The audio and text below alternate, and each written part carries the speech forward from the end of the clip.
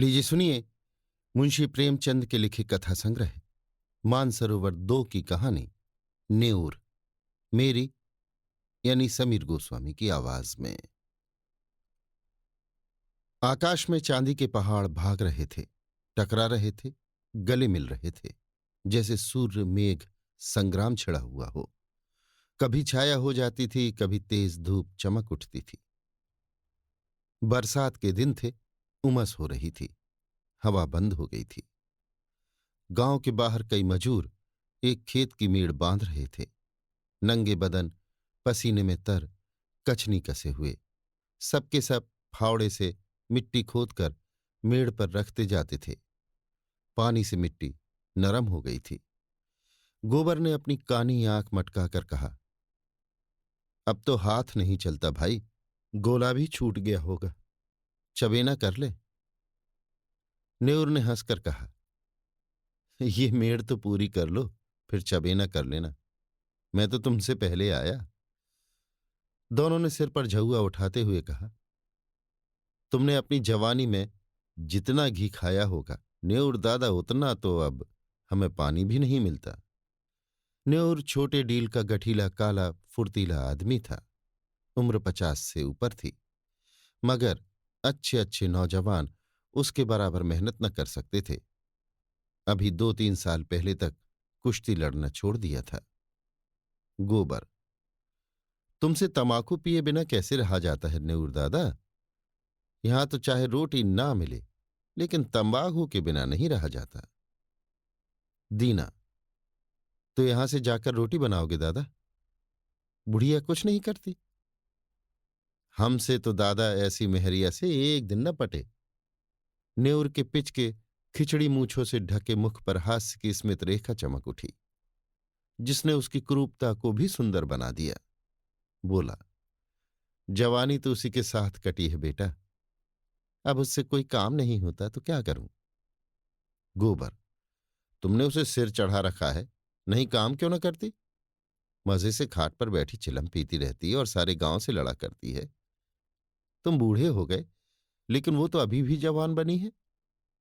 दीना, जवान औरत उसकी क्या बराबरी करेगी? सिंदूर, टिकली, काजल, मेहंदी में तो उसका मन बसता है। बिना किनारदार रंगीन धोती के उसे कभी देखा ही नहीं। उस पर गहनों से भी जी नहीं भरता। तुम गऊ हो, इससे निभाह हो जाता है, नहीं तो अब तक गली गली ठोकरें खाती होती। गोबर, मुझे तो उसके बनाव सिंगार पर गुस्सा आता है। काम कुछ न करेगी, पर खाने पहनने को अच्छा चाहिए। न्यूर, तुम क्या जानो बेटा, जब वो आई थी तो मेरे घर में 7 हल की खेती होती थी, रानी बनी बैठी रहती थी।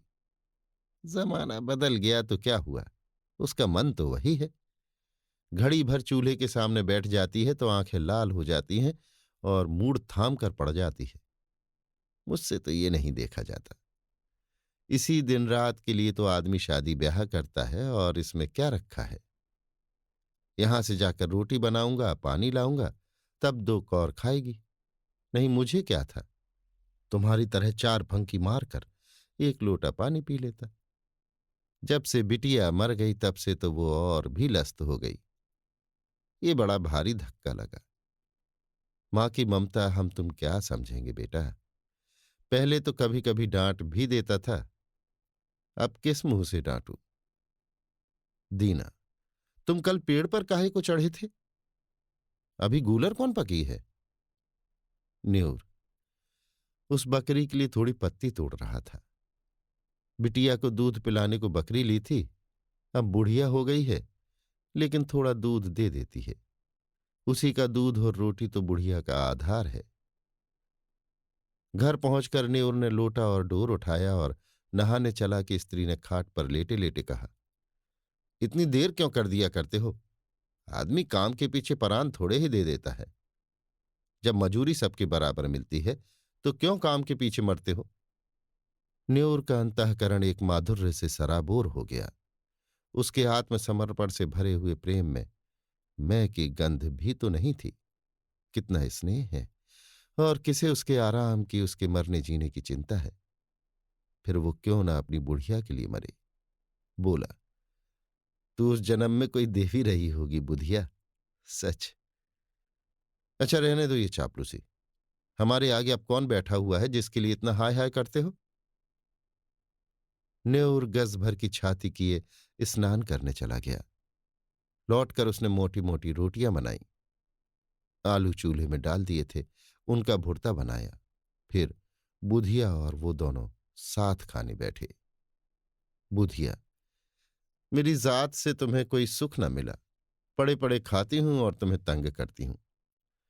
इससे तो कहीं अच्छा था कि भगवान मुझे उठा लेते। भगवान आएंगे तो मैं कहूंगा पहले मुझे ले चलो, तब इस सूनी झोपड़ी में कौन रहेगा? तुम न रहोगे तो मेरी क्या दशा होगी, ये सोचकर मेरी आंखों में अंधेरा आ जाता है। मैंने कोई बड़ा पुण्य किया था कि तुम्हें पाया। किसी और के साथ मेरा भला क्या निबाह होता। ऐसे मीठे संतोष के लिए न्योर क्या नहीं कर डालना चाहता था। आलसिन, लोभिन, स्वार्थिन बुधिया अपनी जीभ पर केवल मिठास रखकर न्योर को नचाती रहती थी, जैसे कोई शिकारी कटिये में चारा डालकर मछली को खिलाता है। पहले कौन मरे, इस विषय पर आज ये पहली बार बातचीत न हुई थी। इसके पहले भी कितनी ही बार ये प्रश्न उठा था और यूं ही छोड़ दिया गया था। लेकिन न जाने क्यों न्योर ने अपनी डिग्री कर ली थी और उसे निश्चय था कि पहले मैं जाऊंगा। उसके पीछे भी बुधिया जब तक रहे आराम से रहे, किसी के सामने हाथ न फैलाए। इसीलिए वो मरता रहता है जिसमें हाथ में 4 पैसे जमा हो जाएं। कठिन से कठिन काम जिसे कोई न कर सके, न्योर करता। दिन भर फावड़े कुदाल का काम करने के बाद रात को वो ऊख के दिनों में किसी की ऊख पेरता या खेती की रखवाली करता। लेकिन दिन निकलते जाते थे और जो कुछ कमाता था वो भी निकलता जाता था। बुधिया के बगैर ये जीवन नहीं, इसकी वो कल्पना ही न कर सकता था। लेकिन आज उसकी बातों ने न्योर को सशंक कर दिया। जल में एक बूंद रंग की भांति ये शंका उसके मन में समाकर अतिरंजित होने लगी। गांव में न्योर को काम की कमी न थी, पर मजूरी तो वही मिलती थी जो अब तक मिलती आई थी। इस मंदी में वो मजूरी भी नहीं रह गई थी। एकाएक गांव में एक साधु कहीं से घूमते फिरते आ निकले और न्योर के घर के सामने ही पीपल की छाह में उनकी धूनी जल गई। गांव वालों ने अपना धन्य भाग्य समझा। बाबा जी का सेवा सत्कार करने के लिए सभी जमा हो गए। कहीं से लकड़ी आ गई, कहीं से बिछाने को कंबल, कहीं से आटा दाल। न्योर के पास क्या था? बाबा जी के लिए भोजन बनाने की सेवा उसने ली। चरस आ गई, दम लगने लगा। 2-3 दिन में ही बाबा जी की कीर्ति फैलने लगी। वो आत्मदर्शी हैं, भूत भविष्य की बात बता देते हैं। लोभ तो छू नहीं गया। पैसा हाथ से नहीं छूते और भोजन भी क्या करते हैं। 8 पहर में 1-2 बाटियां खा ली, लेकिन मुख दीपक की तरह दमक रहा है। कितनी मीठी बानी है। सरल हृदय न्योर बाबा जी का सबसे बड़ा भक्त था। उस पर कहीं बाबा जी की दया हो गई तो पारस ही हो जाएगा, सारा दुख दलिद्दर मिट जाएगा। भक्तजन एक एक करके चले गए थे। खूब कड़ाके की ठंड पड़ रही थी। केवल न्योर बैठा बाबा जी के पांव दबा रहा था। बाबा जी ने कहा, बच्चा, संसार माया है, इसमें क्यों फंसे हो? न्योर ने नतमस्तक होकर कहा, अज्ञानी हूं महाराज, क्या करूं? स्त्री है, उसे किस पर छोड़ूं? तू समझता है तू स्त्री का पालन करता है, और कौन सहारा है उसे बाबा जी? ईश्वर कुछ नहीं है, तू ही सब कुछ है। न्योर के मन में जैसे ज्ञान उदय हो गया। तू इतना अभिमानी हो गया है, तेरा इतना दिमाग, मजदूरी करते करते जान जाती है और तू समझता है मैं ही बुढ़िया का सब कुछ हूं। प्रभु जो संसार का पालन करते हैं, तू उनके काम में दखल देने का दावा करता है। उसके सरल ग्रामीण हृदय में आस्था की एक ध्वनि सी उठकर उसे धिक्कारने लगी। बोला, अज्ञानी हूं महाराज। इससे ज्यादा वो और कुछ न कह सका। आंखों से दीन विषाद के आंसू गिरने लगे। बाबा जी ने तेजस्विता से कहा, देखना चाहता है ईश्वर का चमत्कार? वो चाहे तो क्षण भर में तुझे लखपति कर दे। क्षण भर में तेरी सारी चिंताएं हर ले। मैं उसका एक तुच्छ भक्त हूं, काकविष्ठा, लेकिन मुझ में भी इतनी शक्ति है कि तुझे पारस बना दूं। तू साफ दिल का सच्चा ईमानदार आदमी है, मुझे तुझ पर दया आती है। मैंने इस गांव में सबको ध्यान से देखा, किसी में भक्ति नहीं, विश्वास नहीं। तुझ में मैंने भक्त का हृदय पाया। तेरे पास कुछ चांदी है? न्योर को जान पड़ रहा था कि सामने स्वर्ग का द्वार है। 10-5 रुपए होंगे महाराज। कुछ चांदी के टूटे फूटे गहने नहीं है? घरवाली के पास कुछ गहने हैं। कल रात को जितनी चांदी मिल सके यहां ला और ईश्वर की प्रभुता देख। तेरे सामने मैं चांदी को हांडी में रखकर इसी धूनी में रख दूंगा। प्रातःकाल आकर हांडी निकाल लेना। मगर इतना याद रखना कि उन अशर्फियों को अगर शराब पीने में, जुआ खेलने में या किसी दूसरे बुरे काम में खर्च किया तो कोढ़ी हो जाएगा। अब जा, सो रहे। हाँ, इतना और सुन ले, इसकी चर्चा किसी से मत करना, घरवाली से भी नहीं। न्योर घर चला तो ऐसा प्रसन्न था मानो ईश्वर का हाथ उसके सिर पर है। रात भर उसे नींद नहीं आई। सवेरे उसने कई आदमियों से 2-2, 4-4 रुपए उधार लेकर 50 रुपए छोड़े। लोग उसका विश्वास करते थे, कभी किसी का एक पैसा भी न दबाता था। वादे का पक्का, नीयत का साफ। रुपए मिलने में दिक्कत न हुई। 25 रुपए उसके पास थे। बुधिया से कैसे गहने ले? चाल चली, तेरे गहने बहुत मैले हो गए हैं, खटाई से साफ कर ले। रात भर खटाई में रहने से नए हो जाएंगे। बुधिया चकमे में आ गई। हांडी में खटाई डालकर गहने भिगो दिए। जब रात को वो सो गई तो न्योर ने रुपए भी उसी हांडी में डाल दिए और बाबा के पास पहुंचा। बाबा जी ने कुछ मंत्र पढ़ा, हांडी को धूनी की राख में रखा और न्योर को आशीर्वाद देकर विदा किया। रात भर करवटें बदलने के बाद न्योर मुंह अंधेरे बाबा के दर्शन करने गया, मगर बाबा का वहां पता न था। अधीर होकर उसने धूनी की जलती हुई राख टटोली। हांडी गायब थी। छाती धक धक करने लगी। बदहवास होकर बाबा को खोजने लगा। हार की तरफ गया, तालाब की ओर पहुंचा। 10 मिनट, 20 मिनट, आध घंटा, बाबा का कहीं निशान नहीं। भक्त आने लगे, बाबा कहाँ गए? कंबल भी नहीं, बर्तन भी नहीं। एक भक्त ने कहा, रमते साधुओं का क्या ठिकाना, आज यहां कल वहां, एक जगह रहे तो साधु कैसे? लोगों से हेल मेल हो जाए, बंधन में पड़ जाए। सिद्ध थे, लोभ तो छू नहीं गया था। न्योर कहाँ है? उस पर बड़ी दया करते थे, उससे कह गए होंगे। न्योर की तलाश होने लगी, कहीं पता नहीं। इतने में बुधिया न्योर को पुकारती हुई घर में से निकली। फिर कोलाहल मच गया। बुधिया रोती थी और न्योर को गालियां देती थी। न्योर खेतों की मेड़ों से बेतहाशा भागता चला जाता था, मानो इस पापी संसार से निकल जाएगा। एक आदमी ने कहा, न्योर ने कल मुझसे 5 रुपए लिए थे, आज सांझ को देने को कहा था। दूसरा, हमसे भी 2 रुपए आज ही के वादे पर लिए थे।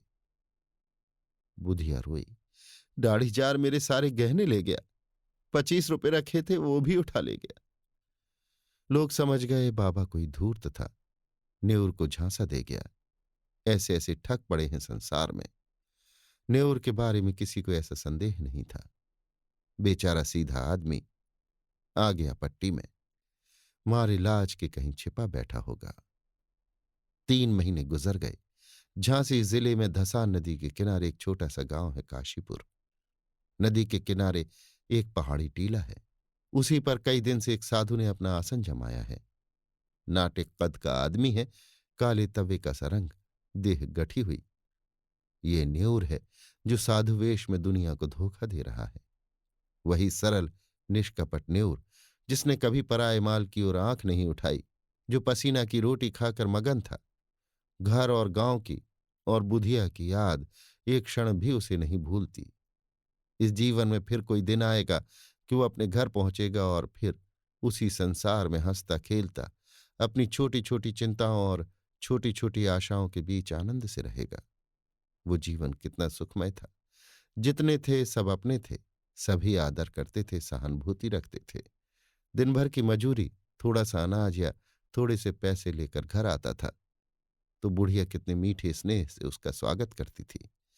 वो सारी मेहनत, सारी थकावट जैसे उस मिठास में सनकर और मीठी हो जाती थी।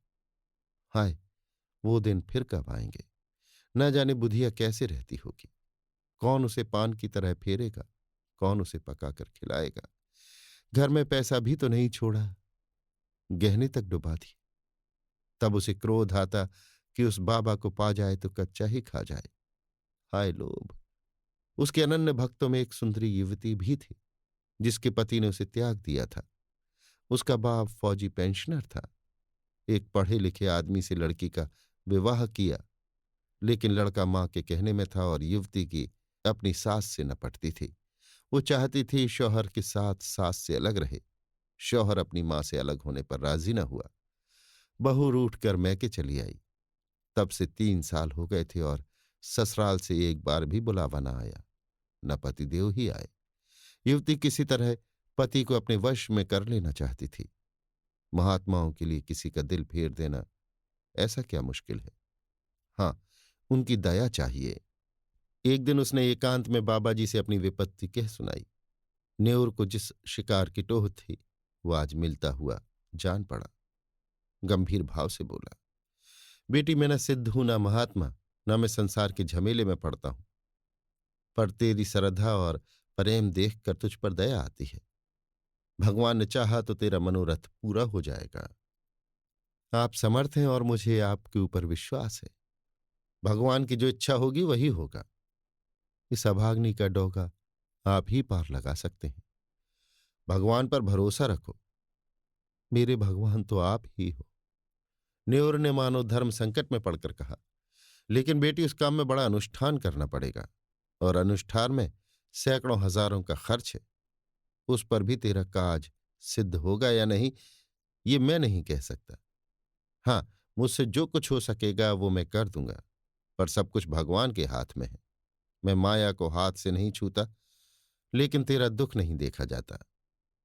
उसी रात को युवती ने अपने सोने के गहनों की पोटली लाकर बाबा जी के चरणों पर रख दी। बाबा जी ने कांपते हुए हाथों से पोटली खोली और चंद्रमा के उज्ज्वल प्रकाश में आभूषणों को देखा। उनकी आंखें झपक गईं। ये सारी माया उनकी है। वो उनके सामने हाथ बांधे कह रही थी, मुझे अंगीकार कीजिए। कुछ भी तो करना नहीं है, केवल पोटली लेकर अपने सिराहने रख लेना है और युवती को आशीर्वाद देकर विदा कर देना है। प्रातःकाल वो आएगी। उस वक्त वो उतनी दूर होंगे जहां तक उनकी टांगे ले जाएंगी। ऐसा आशातीत सौभाग्य! जब वो रुपयों से भरी थैलियां लिए गांव में पहुंचेंगे और बुधिया के सामने रख देंगे, ओह, इससे बड़े आनंद की तो वो कल्पना भी नहीं कर सकते। लेकिन न जाने क्यों इतना जरा सा काम भी उससे नहीं हो सकता। वो पोटरी को उठाकर अपने सिराहने कंबल के नीचे दबाकर नहीं रख सकता। है कुछ नहीं, पर उसके लिए असूझ है, असाध्य है। वो उस पोटरी की ओर हाथ भी नहीं बढ़ा सकता। हाथों पर उसका कोई बस नहीं। जाने दो हाथ, जबान से तो कह सकता है। इतना कहने में कौन सी दुनिया उल्टी जाती है कि बेटी, इसे उठाकर इस कंबल के नीचे रख दे। जबान कट तो न जाएगी, मगर अब उसे मालूम होता है कि जबान पर भी काबू नहीं है। आंखों के इशारे से भी ये काम हो सकता है, लेकिन इस समय आंखें भी बगावत कर रही हैं। मन का राजा इतने मंत्रियों और सामंतों के होते हुए भी अशक्त है, निरीह है। लाख रुपए की थैली सामने रखी हो, नंगी तलवार हाथ में हो, गाय मजबूत रस्सी से सामने बंधी हो, क्या उस गाय की गर्दन पर उसके हाथ उठेंगे? कभी नहीं। कोई उसकी गर्दन भले ही काट ले, वो गऊ की हत्या नहीं कर सकता। वो परित्यक्ता उसे उसी गऊ की तरह लग रही थी। जिस अवसर को वो 3 महीने से खोज रहा है, उसे पाकर आज उसकी आत्मा कांप रही है। तृष्णा किसी वन्य जंतु की भांति अपने संस्कारों से आखेट प्रिय है, लेकिन जंजीर में बंधे बंधे उसके नख गिर गए हैं और दांत कमजोर हो गए हैं। उसने रोते हुए कहा, बेटी, पोटरी को उठा ले जाओ। मैं तुम्हारी परीक्षा कर रहा था। तुम्हारा मनोरथ पूरा हो जाएगा। चांद नदी के उस पार वृक्षों की गोद में विश्राम कर चुका था। नेउर धीरे से उठा और धसान में स्नान करके एक ओर चल दिया। भभूत और तिलक से उसे घृणा हो रही थी। उसे आश्चर्य हो रहा था कि वो घर से निकला ही कैसे। थोड़े से उपहास के भय से उसे अपने अंदर एक विचित्र उल्लास का अनुभव हो रहा था, मानो वो बेड़ियों से मुक्त हो गया हो, कोई बहुत बड़ी विजय प्राप्त की हो। 8वें दिन न्योर अपने गांव पहुंच गया। लड़कों ने दौड़कर उछल कूद कर उसकी लकड़ी उसके हाथ से छीनकर उसका स्वागत किया। एक लड़के ने कहा, काकी तो मर गई दादा। न्योर के पांव जैसे बंध गए, मुंह के दोनों कोने नीचे झुक गए। दीन विषाद आंखों में चमक उठा। कुछ बोला नहीं, कुछ पूछा भी नहीं। पल भर जैसे निसंग खड़ा रहा, फिर बड़ी तेजी से अपनी झोपड़ी की ओर चला। बालक वृंद भी उसके पीछे दौड़े, मगर उनकी शरारत और चंचलता भाग गई थी। झोपड़ी खुली पड़ी थी, बुधिया की चारपाई जहां की तहां थी। उसकी चिलम और नारियल ज्यों के त्यों धरे हुए थे। एक कोने में 2-4 मिट्टी और पीतल के बर्तन पड़े हुए थे। लड़के बाहर ही खड़े रह गए। झोपड़ी के अंदर कैसे जाएं? वहां बुधिया बैठी है। गांव में भगदड़ मच गई। नेउर दादा आ गए। झोपड़ी के द्वार पर भीड़ लग गई। प्रश्नों का तांता बंध गया। तुम इतने दिन कहाँ थे दादा? तुम्हारे जाने के बाद तीसरे ही दिन काकी चल बसी। रात दिन तुम्हें गालियां देती थी, मरते मरते तुम्हें गरियाती ही रही। तीसरे दिन आए तो मरी पड़ी थी। तुम इतने दिन कहाँ रहे? नेउर ने कोई जवाब न दिया, केवल शून्य, निराश, करुण, आहत नेत्रों से लोगों की ओर देखता रहा, मानो उसकी वाणी हर गई है। उस दिन से किसी ने उसे बोलते या रोते या हंसते नहीं देखा। गांव से 8 मील पर पक्की सड़क है, अच्छी आमद रफ्त है। न्योर बड़े सवेरे जाकर सड़क के किनारे एक पेड़ के नीचे बैठ जाता है। किसी से कुछ मांगता नहीं, पर राहगीर कुछ ना कुछ दे ही देते हैं, चबेना, अनाज, पैसे। संध्या समय वो अपनी झोपड़ी में आ जाता है, चिराग जलाता है, भोजन बनाता है, खाता है और उसी खाट पर पड़ रहता है। उसके जीवन में जो एक संचालक शक्ति थी वो लुप्त हो गई है। वो अब केवल जीवधारी है। कितनी गहरी मनोव्यथा है। गांव में प्लेग आया, लोग घर छोड़कर भागने लगे। नेउर को अब किसी की परवाह न थी, न किसी को उससे भय था, न प्रेम। सारा गांव भाग गया। नेउर ने अपनी झोपड़ी न छोड़ी। तब होली आई, सबने खुशियां मनाई।